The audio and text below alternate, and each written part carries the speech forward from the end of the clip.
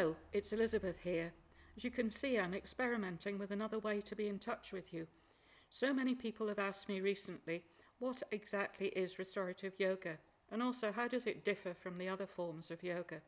That I thought I'd try this new way of communicating and see if it was helpful.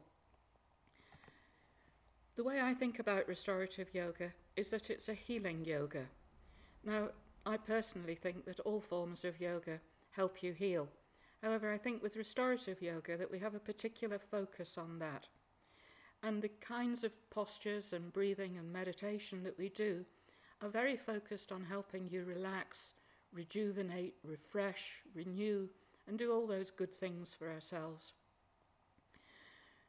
Yoga, the word yoga itself means to unite or balance. So another way that we can be talking about restorative yoga is to think of just how it unites and balances, in particular our nervous system, because that is what helps us come into total relaxation and let the body take over the healing of itself, which is what it was designed to do. There's nothing quite so clever as our body, even though we think we're clever in our minds. In this picture, you can see me in what I call blissful baby pose, which is basically the fetal position, but it's fetal position plus. As you can see, I've got a pillow or a prop between my knees just to take any tension out of my hips and pelvis. I've got my arms stretched lightly in front of me, and you can see if you peer that I've actually got a little eye pillow resting on the palm of my right hand. And I find personally that if I've got a little weight like that on me, it just gives me a sense of more security, and I'll do anything to help myself just let go that little bit more, so I find it helpful. And I'm lying there on my favourite sheepskin, which is another way that I help myself be as comfortable and relaxed as possible when I'm doing my restorative yoga practice.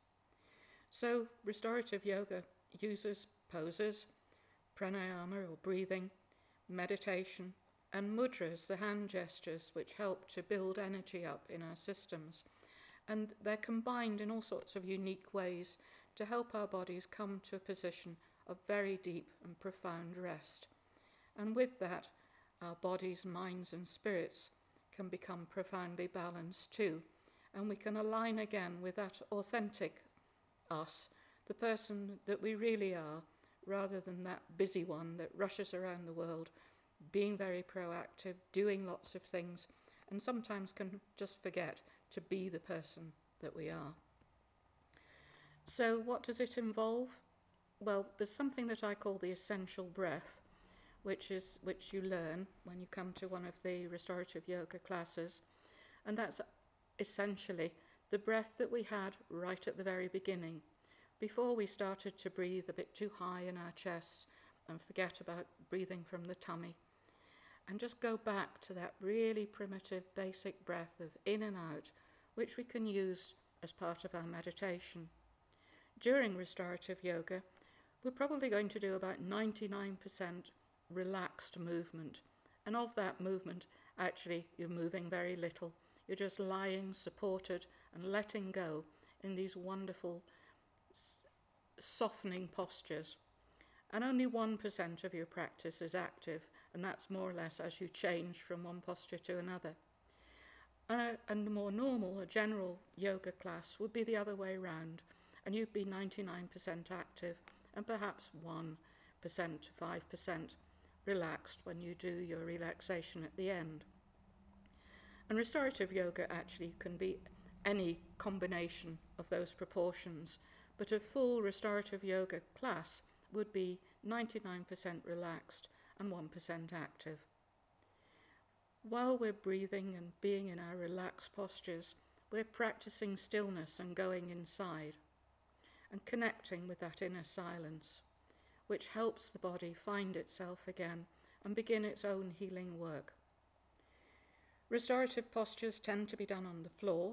They also tend to be done with props, as I showed you just a minute ago. And we're aiming for very deep muscle relaxation. The props and the floor are what's holding us. We aren't holding ourselves anymore. And that's what helps us change out of the sympathetic nervous system of fight or flight and into the parasympathetic, where we can really let go.